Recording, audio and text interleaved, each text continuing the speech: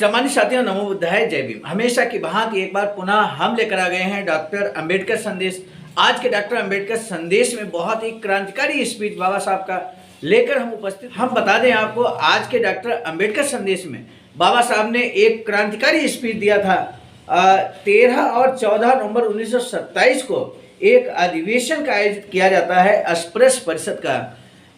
13 और 14 नवंबर को, तो 13 नवंबर को जो बाबा साहब का स्पीच होता है, क्योंकि इस परिषद के सम्मेलन में, अधिवेशन में बाबा साहब अध्यक्ष के रूप में नॉमिनेट किए जाते हैं और ऐसे में अध्यक्षीय भाषण बाबा साहब का होता है और वो स्पीच पूरा हूबहू बाबा साहब के शब्दों में लेकर हम उपस्थित हुए हैं।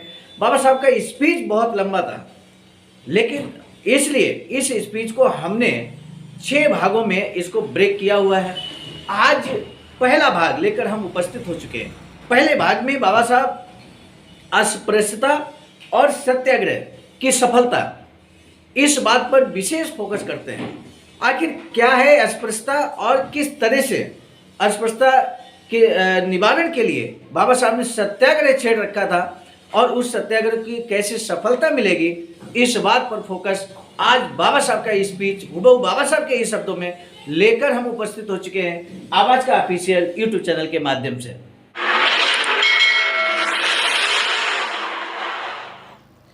सम्मानित साथियों, आज का डॉक्टर अंबेडकर संदेश यहाँ पर प्रस्तुत किया जा रहा है Buddha Bodhisattva Ambedkar international centre BBIC, Sarnath, Varanasi, राज्य उत्तर प्रदेश, देश भारत से। विषय बहुत ही क्रांतिकारी है, अस्पृश्यता और सत्याग्रह की सफलता। इस विषय पर बाबा साहब का बड़ा स्पीच होता है, जिसको हमने चूँकि लंबा स्पीच होने की वजह से 6 भागों में ब्रेक कर रखा है। आज पहला भाग लेकर हम उपस्थित हो चुके हैं।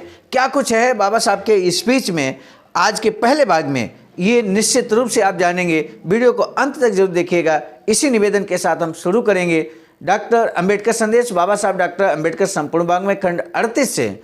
आज का जो स्पीच है वो पृष्ठ संख्या 60 से लेकर 63 तक का पहला भाग लेकर हम उपस्थित हो चुके हैं। सम्मानित साथियों, यहाँ पर हम आपको बता दें, अमरावती के इंद्र भुवन थिएटर में बरहाड़ प्रदेश अस्पृश्य परिषद का दूसरा अधिवेशन दिनांक 13 और 14 नवंबर 1927 को आयोजित किया गया था। दिनांक 13 नवंबर 1927 को सभा के नियोजित अध्यक्ष डॉक्टर बाबा साहब अम्बेडकर का बडनेरा में गवई ML सीत द्वारा स्वागत करने के बाद अध्यक्ष और अन्य लोग दोपहर 1:30 बजे अमरावती पहुंचे। स्टेशन पर अस्पृश्य और अस्पृश्यों की भारी भीड़ जमा थी। ठीक 3:30 बजे सभा के कामकाज की शुरुआत हुई। पहले अस्पृश्य समाज के कुछ बच्चों ने अपनी मधुर आवाज में स्वागत गीत गाए। डॉक्टर पंजाब राव देशमुख ने जल्दी होने वाले श्री अम्बा देवी मंदिर सत्याग्रह की दृष्टि से आज के सभा का महत्व प्रतिनिधियों को समझाया। बाद में डॉक्टर अंबेडकर का परिचय कराकर उन्हें अध्यक्ष पद स्वीकार करने का अनुरोध किया। मोर्ची के सुप्रसिद्ध गैर ब्राह्मण नेता नाना साहब अम्बेडकर, सत्याग्रह समिति के सचिव श्री नाइक और अध्यक्ष गवई MLC ने उनका अनुमोदन किया। इसके बाद डॉक्टर अंबेडकर ने तालियों की गड़गड़ाहट के बीच अपना स्थान ग्रहण किया। प्रारंभ में आज की सभा का अध्यक्ष बनाने के लिए स्वागत मंडल और प्रतिनिधियों के आभार प्रकट कर उन्होंने अपना भाषण दिया। उन्होंने अपने अध्यक्षीय भाषण में कहा कि न जान पदिक दुख में कह शोजित महित अशोच प्रति कुर्बीत यदि पश्यो दुपक्रमम। इसका अर्थ क्लियर किया बाबा साहब ने। जो दुख सार्वजनिक है उसका शोक करते रहना उचित नहीं है। उसके लिए रोते बैठने के बजाय ज्ञानी पुरुषों को उसके प्रतिकार के लिए जो समाधान सूझे वो करना चाहिए। तो इस तरह से एक बड़ा संदेश यहाँ पर स्टार्टिंग में बाबा साहब के स्पीच के स्टार्टिंग में ही बाबा साहब एक बड़ा संदेश समाज को देते हैं। कहते हैं कि जो दुख सार्वजनिक है, जो दुख आना ही आना है, उसका शोक करते रहना उचित नहीं है। जो जीवन में दुख यूँ कहें कि सत्य है, जिस हर व्यक्ति के जीवन में ऐसी चीज़ें होती हैं, ऐसी घटनाएं होती हैं जो घटती हैं, दुखद घटनाएं घटती हैं, तो उसका शोक करते रहना उचित नहीं है।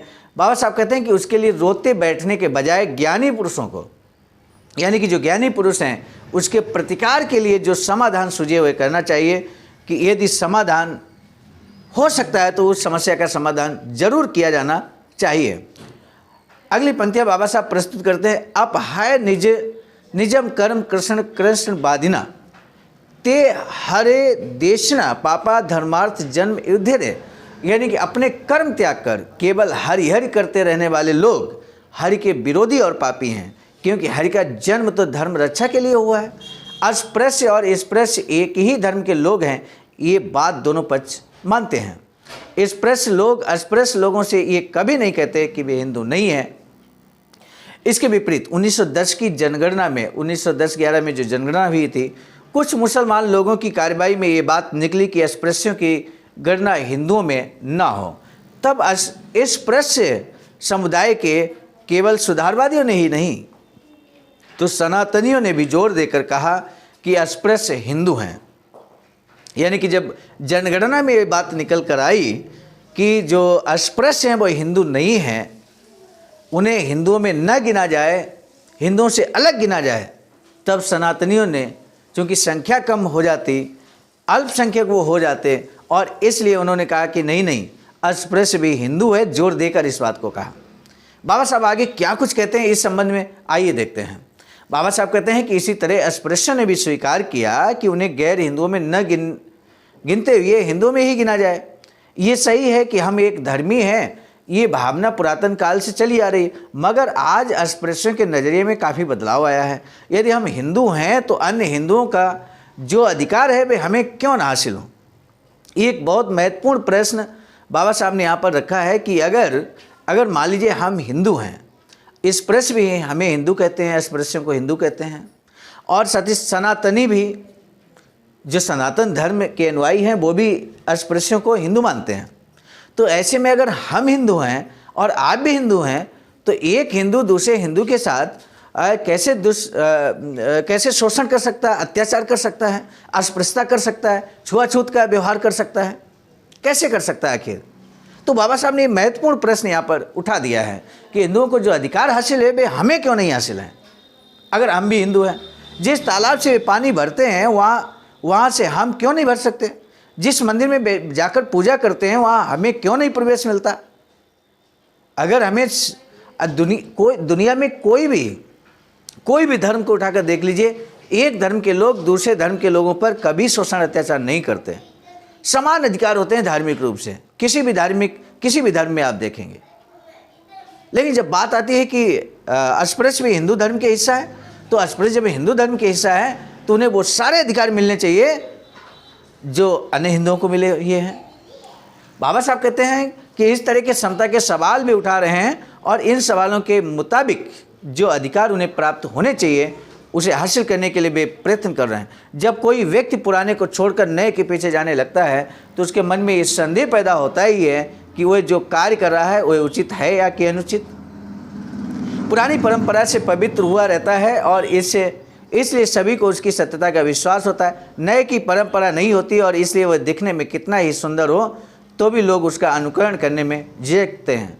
समान अधिकार का आग्रह करने वाले अस्पृश्यों की भी इस नई नीति के बारे में इसी तरह की मनस्थिति होना स्वाभाविक है कि इसके पहले हम कभी मंदिर नहीं गए, कभी तालाब पर नहीं गए। वैसा करने के लिए अब लोग आग्रह कर रहे हैं, परंतु क्या हमारा ये आग्रह सत्याग्रह होगा?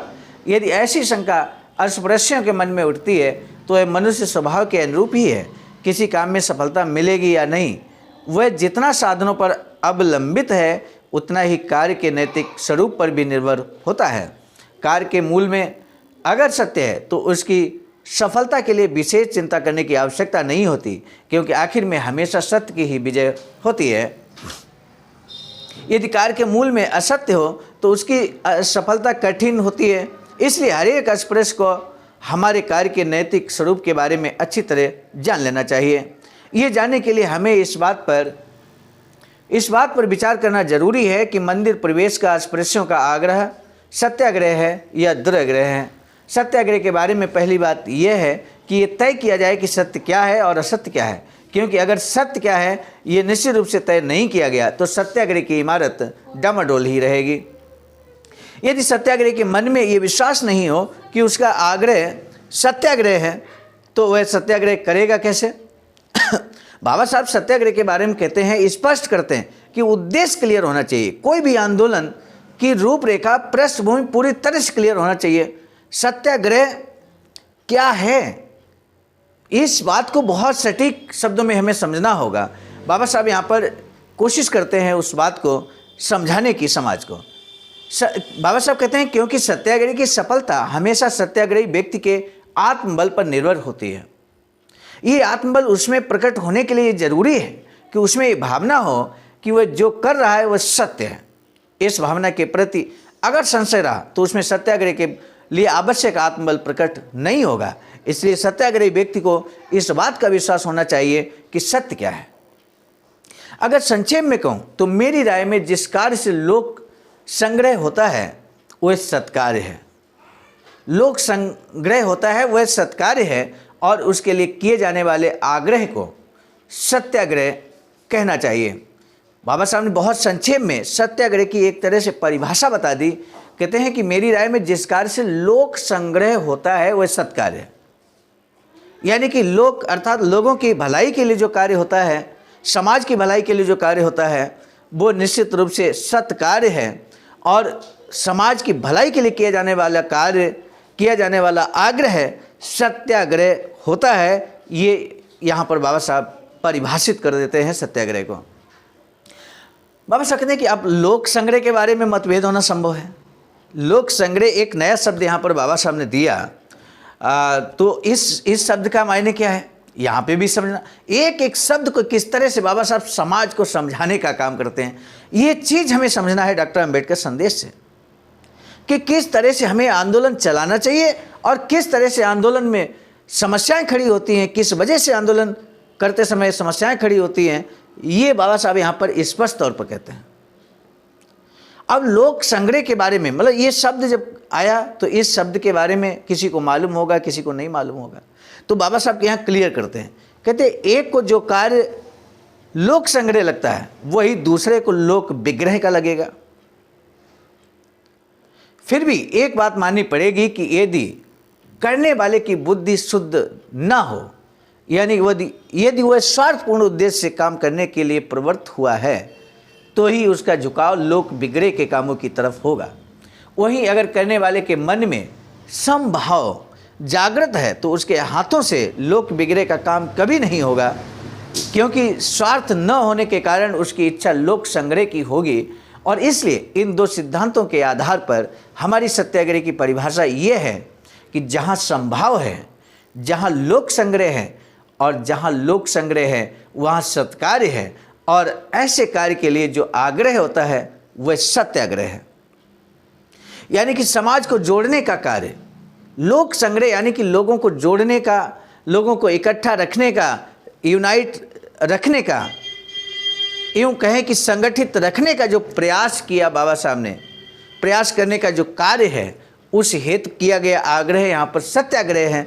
इस तरह से यहाँ पर हमें समझना होगा कि व्यक्ति अगर ईमानदार प्रयास कर रहा है, समाज के हित में कर रहा है, समाज को जोड़ने के हित में काम कर रहा है, तो वही सही मायने में सत्याग्रह होता है। ये सोच हमारी नहीं है। बाबा साहब कहते हैं इसे हमने गीता से लिया है। कुछ लोगों को इस बात का आश्चर्य होगा कि हम सत्याग्रह के लिए गीता को आधार बना रहे हैं। सामान्य तौर पर लोगों का ये मानना है कि सत्याग्रह गीता का विषय नहीं है, लेकिन हमारी दृष्टि से समझ गलत है। सत्याग्रह ही गीता का मुख्य प्रतिपाद्य विषय है। यदि हम गीता के उपदेशों को ठीक से समझें तो हमारे कहने की सत्यता सहज रूप से समझ में आ जाएगी।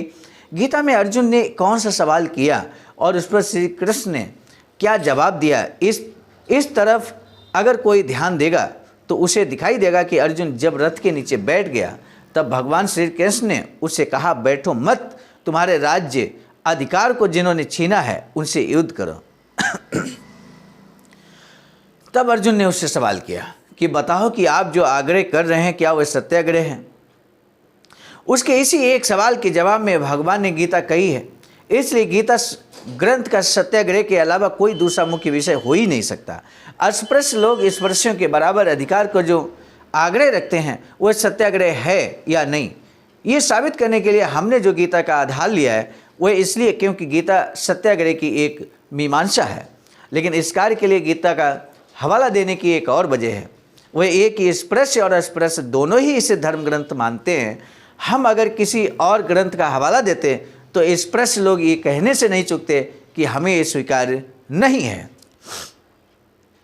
यहाँ बहुत हर चीज़ को क्लियर बाबा साहब करते हैं। एक बहुत बड़ा प्रश्न बाबा साहब पर अस्पृश्य लोग लगा देते हैं कि आपने गीता का ही आधार क्यों लिया। इससे पहले कि कोई आरोप लगे बाबा साहब पर, इतनी दूरगामी सोच के बाबा साहब थे कि आपने तुरंत उसका भी स्पष्टीकरण साथ में ही दे दिया कि इसको आधार इसलिए लिया है ताकि अस्पृश्य और स्पर्श दोनों लोग समझ सके। दोनों लोग इसको एक ग्रंथ मानते हैं, धर्म ग्रंथ मानते हैं, तो ऐसे में दोनों लोग बेहतर तरीके से समझ सकते हैं। इसलिए बेहतर एग्जाम्पल देने की कोशिश बाबा साहब कहते हैं, यदि अस्पृश्य लोगों द्वारा शुरू किया गया सत्याग्रह गीता की कसौटी पर खरा उतरता है तो स्पर्शियों के लिए उसका विरोध कर पाना संभव नहीं होगा, क्योंकि ऐसा करना एक तरह से गीता को ही अस्वीकार करने जैसा होगा। अब हम देखते हैं कि स्पर्शियों के सत्याग्रह क्या गीता की कसौटी पर खरा उतरता है या नहीं। पहले हम जानें कि हमारा शुरू किया गया कार्य क्या लोक संग्रह का कार्य है। कुछ लोग ऐसा सोचते हैं कि अस्पृश्यता को खत्म कर हम स्पर्श बने, इतना ही इस आंदोलन का उद्देश्य है, लेकिन ऐसा मानना गलत है। बाबा साहब यहाँ पर फिर एक बार क्लियर करते हैं कि अस्पृश्यता को खत्म कर स्पर्श बने। कुछ लोग ऐसा सोचते हैं, लेकिन ये बाबा साहब कहते हैं ये संकीर्ण होगा सोच। बाबा साहब कहते हैं अस्पृश्यता से केवल स्पर्शियों का ही नुकसान हुआ है, ऐसा नहीं है। उससे स्पर्शियों का भी और इस देश का भी बेहद नुकसान हुआ है। जो अस्पृश्यता है पूरे देश में, भारतवर्ष में, इससे नुकसान सिर्फ अस्पृश्यों का हुआ है ऐसा नहीं है, बल्कि इस पूरे देश का और स्पर्श लोग हैं उनका भी नुकसान हुआ है। ये बात क्लियर करते हैं बाबा साहब। बाबा साहब कहते हैं अस्पृश्यता के कलंक से केवल अस्पृश्य ही कलंकित नहीं हुए हैं, तो स्पर्श भी कलंकित हुए हैं। जिसे छोटा माना जाता है उससे उसका अपमान तो होता है, मगर जो छोटा मानते हैं उनकी भी नीतिमत्ता कम होती है। यदि अस्पृश्य लोग अस्पृश्यता के दलदल से निकलकर आत्म स्वतंत्रता प्राप्त करते हैं तो वे अपनी उन्नति तो करेंगे ही, साथ ही अपने पराक्रम, बुद्धि और कर्तव्य से देश की प्रगति के भी कारक होंगे। इस दृष्टि से देखें तो अस्पृश्यता उन्मूलन का आंदोलन केवल पतितोद्धार का आंदोलन न होकर सही मायने में लोक संग्रह का आंदोलन है। यदि अस्पृश्य केवल अपने स्वार्थ को ध्यान में रखकर केवल अपना ही उद्धार करना चाहते हैं तो उन्हें सत्याग्रह जैसे कठिन असिधारा व्रत को अपनाने की कोई ज़रूरत नहीं है, क्योंकि जिस मनुष्यता के लिए, जिस क्षमता के व्यवहार के लिए वे प्रयत्नशील हैं, तो उस मनुष्यता को प्राप्त करने के लिए उन्होंने अगर धर्मांतर किया है तो वे अपने उद्देश्य में सहज रूप से सफल हो जाएंगे और अस्पृश्यता उन्मूलन के लिए उन्हें जो शक्ति खर्च करनी पड़ रही है उसे वे अपने शैक्षणिक और आर्थिक हितों के लिए उपयोग में ला सकेंगे। हिंदू धर्मावलंबियों में एक बड़ी अजीब बात है, वो ये कि जब तक कोई व्यक्ति हिंदू समाज का घटक होता है तब तक ही उस पर हिंदू धर्म द्वारा निर्दिष्ट श्रेय और निश्रेय, पाप और पुण्य और छुआछूत के नियम लागू होते हैं। लेकिन वही आदमी यदि हिंदू धर्म से संबंध तोड़कर अलग धर्म और समाज का अंग बन जाता है तो हिंदू धर्म द्वारा निर्दिष्ट श्रेय और निश्रेय, पाप और पुण्य और छुआछूत के नियम उस पर लागू नहीं होते। उसके साथ मानव धर्म और निर्दिष्ट श्रेय और निश्चय, पाप और पूर्ण, छुआछूत के नियमों के अनुसार व्यवहार किया जाता है। ये इस बात से स्पष्ट है कि स्पर्श लोग अस्पृश्यों को जिस तरह दूषित मानते हैं उस तरह वे कुत्ते, बिल्लियों और मुसलमानों को दूषित नहीं मानते, क्योंकि कुत्ते, बिल्लियों या मुसलमानों का हिंदू धर्म से संबंध नहीं है, इसलिए उनके साथ मानव धर्म के नियमों के अनुसार बर्ताव किया जाता है। ऐसा नहीं है कि अस्पृश्य इस खूबी को जानते नहीं, उन्हें पूरी तरह से पता है कि कोई अस्पृश्य हिंदू धर्म में रहता है तो उसे स्पर्श हिंदुओं द्वारा कमतर समझा जाता है, लेकिन वही अगर ईसाई या मुसलमान हो गया तो वही हिंदू लोग उसके साथ अपनी बराबरी का व्यवहार करते हैं। फिर भी अस्पृश्यता निवारण का ये आसान रास्ता ना अपनाकर और दूसरे धर्म में जाकर हिंदू धर्म को कमज़ोर करने के बजाय उसी में ही रहकर अपने पास जितनी शक्ति है उसे लगाकर अपनी मनुष्यता हासिल करने का उन्होंने जो निश्चय किया है उसे स्पष्ट है कि उन्होंने जो कार्य शुरू किया है केवल अपने कल्याण तक ही सीमित नहीं है, अपितु तो हिंदू धर्म के कल्याण के लिए भी है। ये बाबा साहब यहाँ पर स्पष्ट करते हैं। चूँकि बाबा साहब का आज का स्पीच 13 नवंबर 1927 का स्पीच बहुत लंबा है, ऐसे में पहला भाग लेकर हम उपस्थित हुए थे। आज के स्पीच में आपने देखा किस तरह से बाबा साहब ने बताया कि जो हम सत्याग्रह अस्पृश्यता उन्मूलन के लिए शुरू कर रहे हैं वो सत्याग्रह का आंदोलन यूँ कहें कि पूरे देश के लिए हितकर है, पूरे हिंदुओं के लिए हितकर है, लोक संग्रह का कार्य है और ऐसा सत्याग्रह हम कर रहे हैं। सत्याग्रह की परिभाषा को स्पष्ट किया, पूरी तरह से जो सत्याग्रही लोग हैं उनको यहाँ पर आत्मबल प्रदान किया बाबा साहब ने, और इस तरह से आत्मबल कैसे सत्याग्रही लोगों का आत्मबल बढ़ाया जाता है ये सीखने का कार्य हम सभी के लिए यहाँ पर आज के डॉक्टर अंबेडकर संदेश से ज़रूर हो सकता है। आपने इस डॉक्टर अंबेडकर संदेश को अंत तक सुना, इसके लिए आपका तहे दिल से साधुवाद। पुनः दूसरा भाग लेकर हम जल्द ही उपस्थित होंगे, तब तक के लिए आप सभी को सादर नमो बुद्धाय, जय भीम।